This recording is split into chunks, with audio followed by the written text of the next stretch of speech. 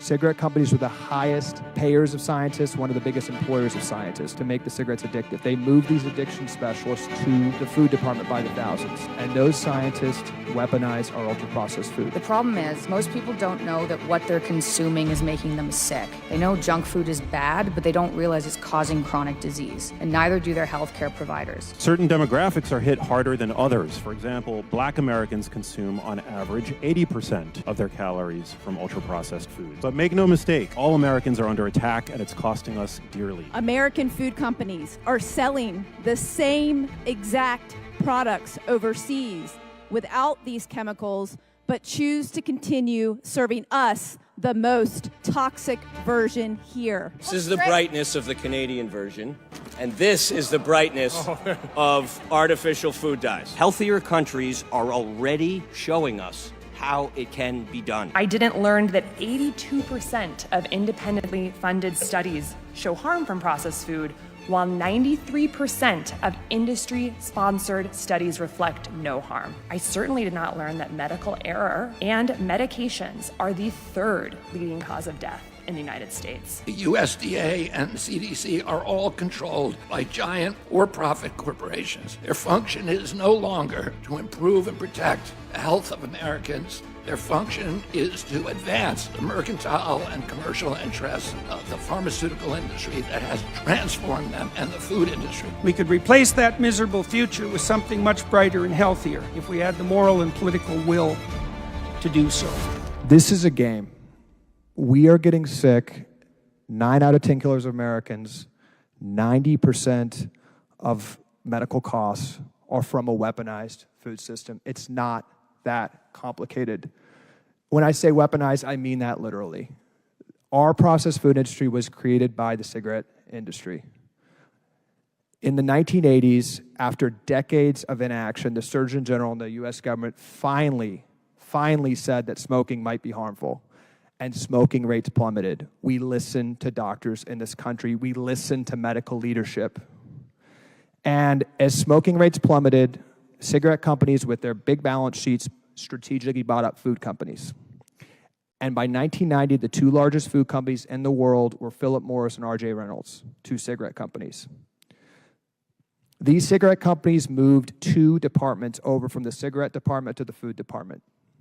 They moved the scientists. Cigarette companies were the highest payers of scientists, one of the biggest employers of scientists to make the cigarettes addictive. They moved these addiction specialists, world-leading addiction specialists, to the food department by the thousands. And those scientists weaponize our ultra-processed food. That is the problem with ultra-processed food. You have the best scientists in the world creating this food to be palatable and to be addictive. Ultra-processed foods, the kinds of foods that typically line our supermarket aisles, are engineered to be hyper-palatable and addictive. In fact, according to a study published by Gerhard et al. In 2022, ultra-processed foods meet the exact same criteria for addictive substances as tobacco products. Seminal NIH-funded research clearly shows their obesogenic effect. They drive us to overeat by as much as 800 calories per day, simply due to the quality of the food. This finding was actually precisely replicated and published last week in Japan. This is why America is facing an obesity epidemic. That's not about willpower. It's about the food system. And yet, the most recent Dietary Guidelines Advisory Committee appeared to bury their head in the sand, claiming that there is limited evidence that ultra-processed food intake increases risk for obesity in adults. American children are fat, diabetic, and increasingly miserable as they progress towards middle age. Those yet not captured in childhood by obesity, insulin resistance, high blood sugar, and inflammatory dysfunction are likely to suffer it then, with near certainty by the onset of a declining old age. And expensively so. What might we aim for instead? Slim, healthy, athletic, optimistic, and courageous children. Strong, psychologically integrated, generous adults. Resilient, active, productive seniors still contributing to their communities, combined with either or both of much less spending or much better results for the cost.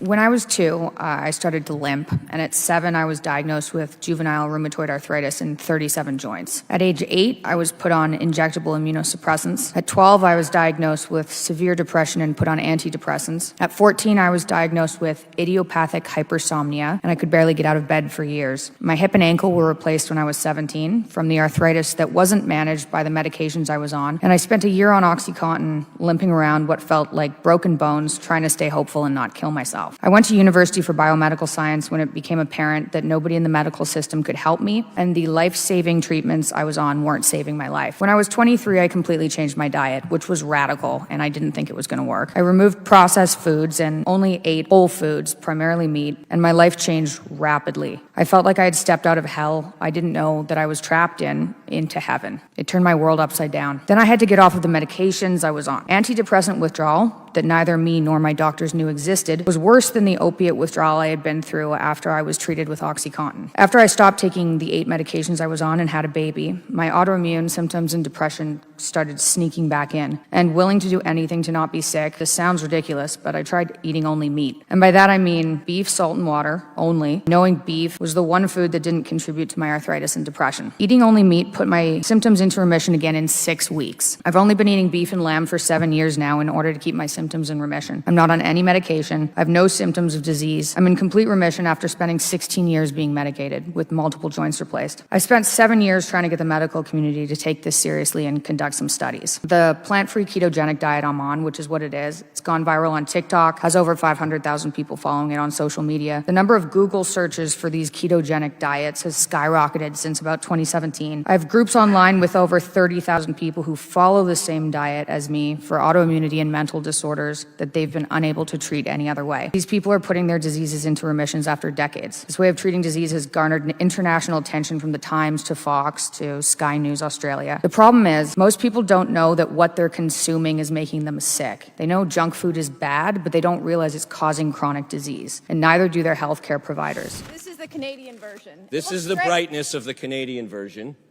just for visibility. And this is the brightness of artificial food dyes. So, of course, Kellogg and other food companies will argue children prefer this over this, just as they would prefer cocaine over sugar. That doesn't make it okay. But I think...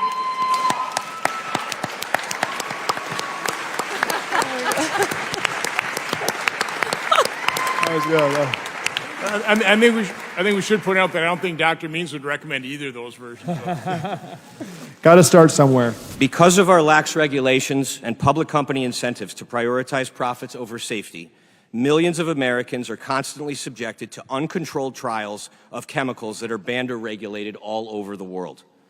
While there may be many difficult issues discussed today, this one is easy, because healthier countries are already showing us how it can be done.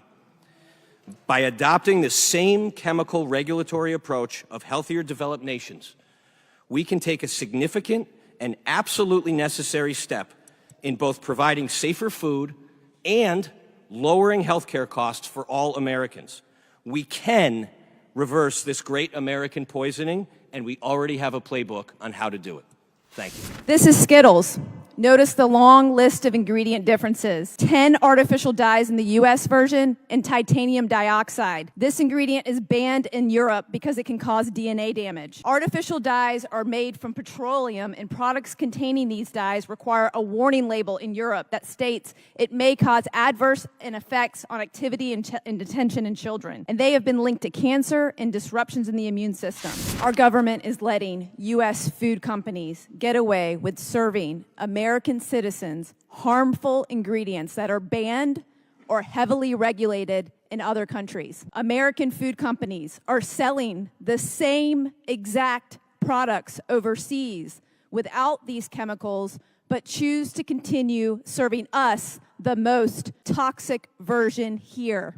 It's un-American. We are so busy in our healthcare system, billing and coding and paying each other, and every stakeholder has their gigantic lobby in Washington, D.C., and everybody's making a lot of money, except for one stakeholder, the American citizen. They are financing this giant expensive healthcare system through their paycheck deduction for health insurance and the Medicare excise tax. As we go down this path of billing and coding and medicating, and can we be real for a second? We have poisoned our food supply, engineered highly addictive chemicals that we put into our food. We spray it with pesticides that kill pests. What do you think they do to our gut lining and our microbiome? And then they come in sick. The GI tract is reacting.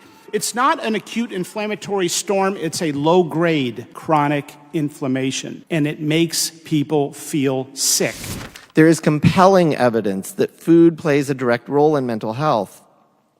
One study of nearly 300,000 people found that those who eat ultra-processed foods daily are 3 times more likely to struggle with their mental health than people who never or rarely consume them. American health is getting destroyed. It's being destroyed because of chronic illness. And if the current trends continue, if the graphs continue in the way that they're going, at best, we're going to face profound societal instability and decreased American competitiveness. And at worst, we're going to be looking at a genocidal level health collapse in our country and the world. The 21st century is obese by design. Specific, traceable forms of what's referred to as structural violence are created by the catastrophic quartet of big farming, big food, big pharma, and big insurance. They systematically corrupt every institution of trust, which has led to the global spread of obesity and disease. Dysfunctional and destructive agricultural legislation like the Farm Bill favors high-yield, genetically engineered crops like corn and soy, leading to the proliferation of empty calories, saturated with all of these toxins that we've been talking about today for 3 hours, and it seems like we can never say enough about it.